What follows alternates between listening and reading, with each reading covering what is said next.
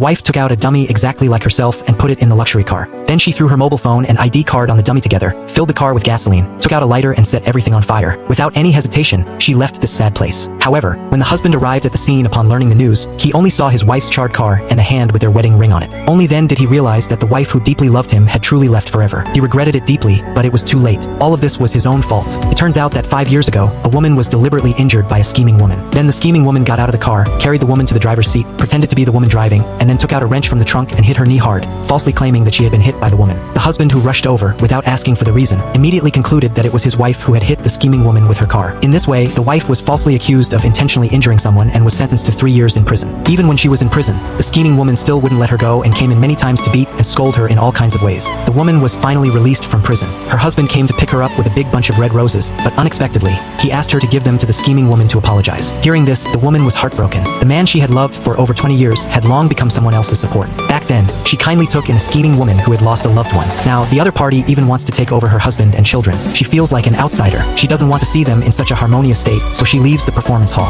But looking at her previous award-winning photos, it happened that her teacher from back then showed up and invited her to study abroad. She was determined to resume her career, but the scheming woman wouldn't let her go. She tied her to the railway track and tied herself up as well, because she knew that the woman's husband and 2 children would come soon. The train was only 30 seconds away from arriving. The husband saw only a pair of scissors on the railway track and was in a dilemma, not knowing who to save first.